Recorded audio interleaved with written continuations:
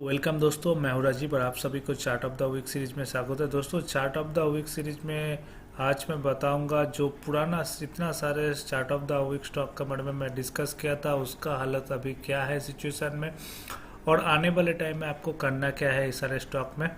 तो इसको clear cut details discussion होगा। वीडियो थोड़ा लंबा होने वाला है, वीडियो को अंत तक देखो बिना स्किप करके। इसमें आपका स्टॉक भी आ सकता है अगर आप लिया होगा मेरा सजेशन देख के।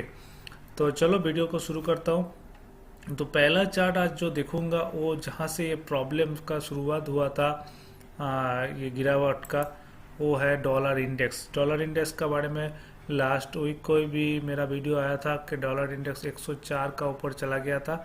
और ये देखोगे तो कल मतलब मंडे को और ट्यूसडे को थोड़ा डॉलर इंडेक्स कम हुआ था। इसके चलते तो आप देखोगे मार्केट में रिकवरी दिखा था, 103 तक चला गया था। लेकिन आज अभी जो मैं वीडियो बना रहा हूँ ये देख रहा हूँ रात का 9:30 बजे के आसपास, तो यूएस में मार्केट अभी ओपन है।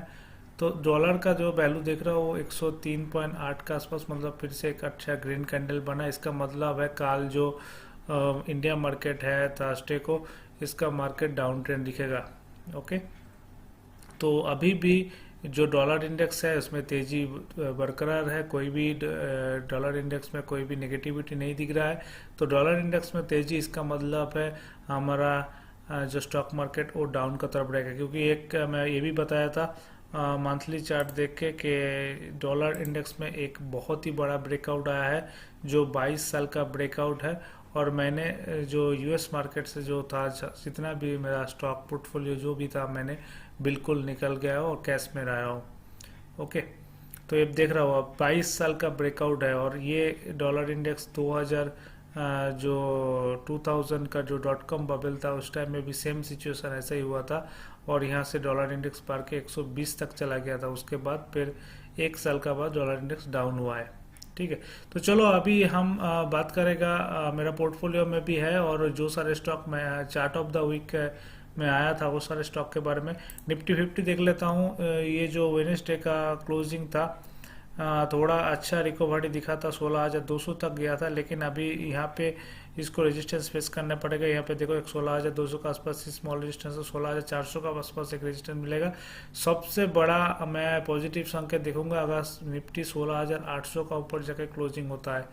अगर 16,800 का ऊपर क्लोजिंग नहीं दे रहा है निफ्टी, तो मान के चलो मार्केट शॉर्ट टर्म और मिड टर्म के लिए बियरिश जोन में अभी भी है और अभी भी डाउन ट्रेंड में जा सकता है। हालांकि यहाँ पे एक स्ट्रॉन्ग सपोर्ट है, हमको देखना है ये स्ट्रॉन्ग सपोर्ट इसको होल्ड कर पाता है कि नहीं। यार ये देखो 2 बार टच कर दिया है, ये आगे आने वाले टाइम में भी फिर से टच करता है तो और भी नीचे की तरफ ये जाने का बिल्कुल चांस है।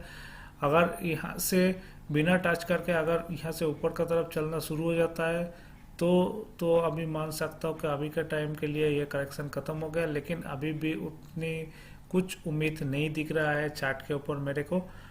बिल्कुल आप जो सेल साइड में पोजीशन बना के चल सकते हो।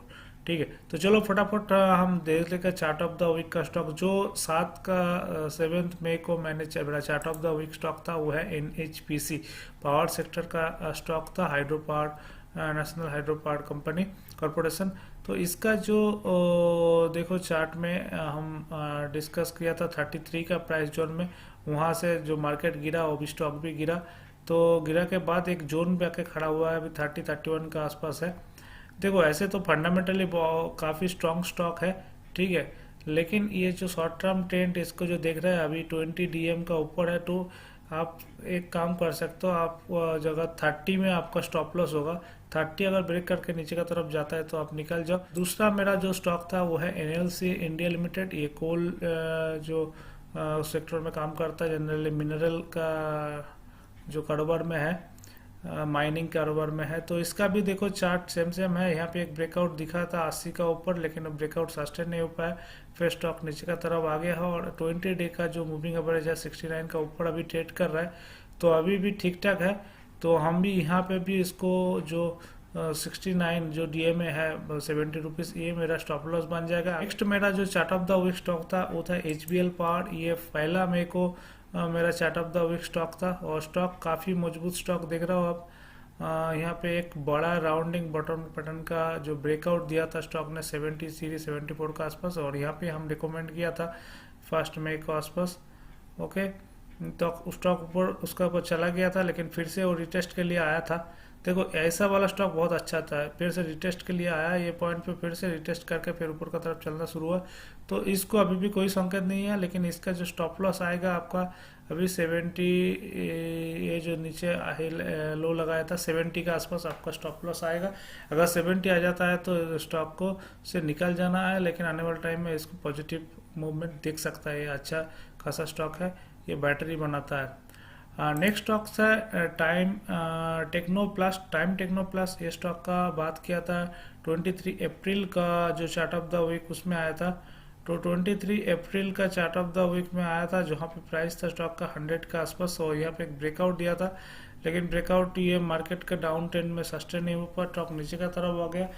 और अगर आपने स्टॉप लॉस रखा था उस टाइम में, तो बिल्कुल मेरा लगता है आपको स्टॉप लॉस हिट हो गया होगा। 94 का स्टॉप लॉस रखा होगा, हिट हो गया। अगर आपको स्टॉप लॉस हिट नहीं हुआ, स्टॉप लॉस नहीं रखा होगा, तो फिर यहाँ पे जो एक लो लगाया था ये पॉइंट पे स्टॉप लॉस रख के चलो 90 के आसपास, ठीक है। फिर से नीचे का तरफ अगर आएगा तो निकल जाना है, लेकिन इसमें पोटेंशियल है, ये बिल्कुल ऊपर का तरफ जा सकता है। फंडामेंटल अच्छा, अगर आप लॉन्ग टर्म के लिए पेशेंट दे सकते हो, लॉन्ग टर्म मतलब 3 से 5 साल के लिए आप होल्ड कर रख सकते हो, तो ये अच्छा खासा पैसा बना के देगा। शॉर्ट टर्म के लिए ट्रेंड नेगेटिव है।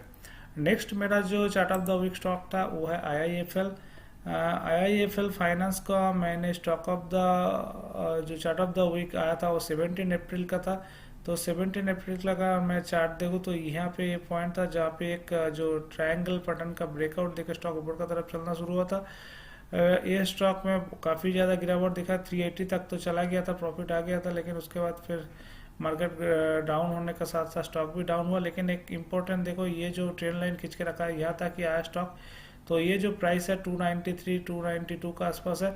सो 290 का आसपास आप स्टॉप लॉस रख के रखो। अगर फिर से स्टॉक नीचे का तरफ इसको काट के चल रहा है तो स्टॉक से निकल जाना है। जब तक ये नहीं निकलता है तब तक ऊपर का तरफ होल्ड करके आप रखो बिल्कुल, लेकिन फ्रेश कोई अभी बाइंग अपॉर्चुनिटी नहीं है, फ्रेश कोई खरीदारी नहीं करना है मेरे तरफ से। काइटेक्स गारमेंट मेरा नेक्स्ट स्टॉक्स है, वो भी 17 अप्रैल का चार्ट ऑफ द वीक में आया था। इसका भी देखो स्टॉक में एक अच्छा खासा रैली दिखा था, एक ब्रेकआउट का बाद राउंडिंग बटन, उसके बाद फिर स्टॉक नीचे का तरफ आया। अभी जोन में ट्रेड कर रहा है 250 के आसपास, तो इसको क्लोजली वॉच करते रहना है। अगर फिर से ये नीचे का तरफ 227 उसके तरफ जाता है तो स्टॉक से निकल जाना है। नेक्स्ट मेरा जो स्टॉक था वो है Bharat dynamics limited. Bharat dynamics एक डिफेंस सेक्टर से जुड़ी हुई कंपनी है और अच्छा फंडामेंटल वाला कंपनी है। फंडामेंटल का डिस्कशन मैंने तो किया था।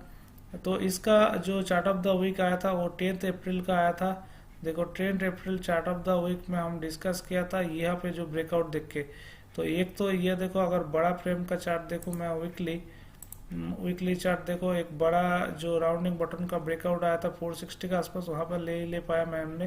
लेकिन चार्ट ऑफ द वीक में आया था यहाँ पे, ये जो एक देखो एक फ्लाइंग वेज कैंडल ये जो बना था एक तिरंगा, और ये इसका जो ब्रेकआउट दिया था यहाँ पे 562 के आसपास, यहाँ पे मैं रिकमेंड किया था इसका।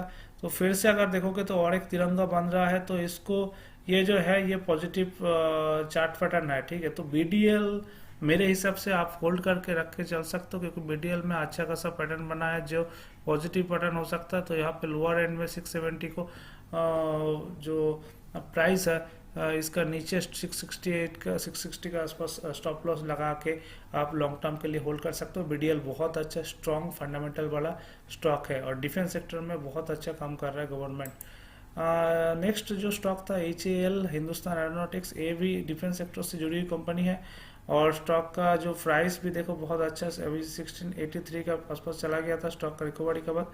तो यहाँ पे जो 1400 का आसपास इसका स्टॉप लॉस लगा के ऊपर का तरफ चलो, क्योंकि ये फंडामेंटल तो काफ़ी अच्छा स्टॉक है, लेकिन ये जो डाउन साइड मार्केट में भी थोड़ा देख के चल रहा है, डाउन साइड मार्केट में भी अच्छा परफॉर्मेंस दिखा रहा है। नेक्स्ट जो मेरा chart of the week stock था वो है मिंडिया कॉर्पोरेशन। ये मेरा 9 अप्रैल का मेरा स्टॉक ऑफ द वीक रहा था।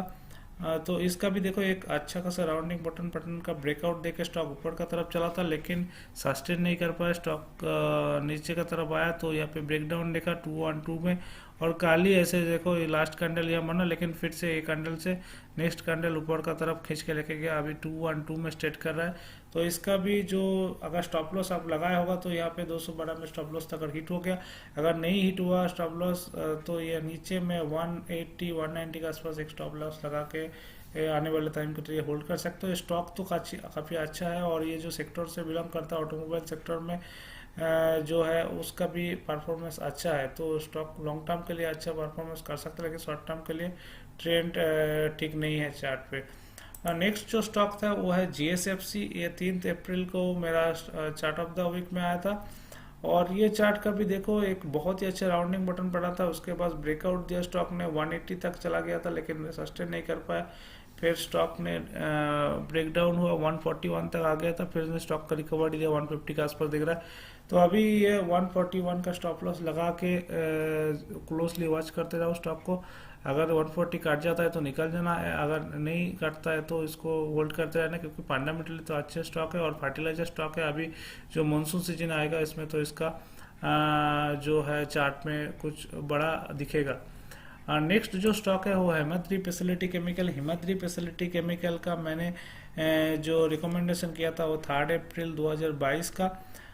तो इसका भी एक अच्छा ब्रेकआउट दिख रहा था 80 रुपये का आसपास, उसके बाद स्टॉक होल्ड नहीं कर पाया, फिर नीचे का तरफ आना चालू हुआ, और एक बहुत ही दुख भरी एक क्लोजिंग दिया है, अभी 64 का आसपास चल रहा है। तो यहाँ पे आपका वो 58 59 के आसपास आपका स्टॉप लॉस आएगा। फिर से अगर 58 59 आ जाता है तो ये कमज़ोर हो जाएगा, तो स्टॉक से निकल जाना चाहिए। ठीक है, तो ये रहा मेरा 11 जो स्टॉक का अभी बात किया, मेरा चार्ट ऑफ द वीक का स्टॉक अप्रैल तक मैंने कवर किया, ये पार्ट 1 है। नेक्स्ट वीडियो में मैंने जो बाकी जो चार्ट ऑफ द वीक का स्टॉक है जिसके बारे में डिस्कशन रह गया, तो उसका वीडियो एक बना के अलग वीडियो से दूंगा। तो ये वीडियो कैसे लगा बताना, वीडियो अच्छा लगा तो दोस्तों के साथ शेयर करो, वीडियो को लाइक करो, और कमेंट सेक्शन में जाके कमेंट करना, और फटाफट सब्सक्राइब कर दो चैनल को।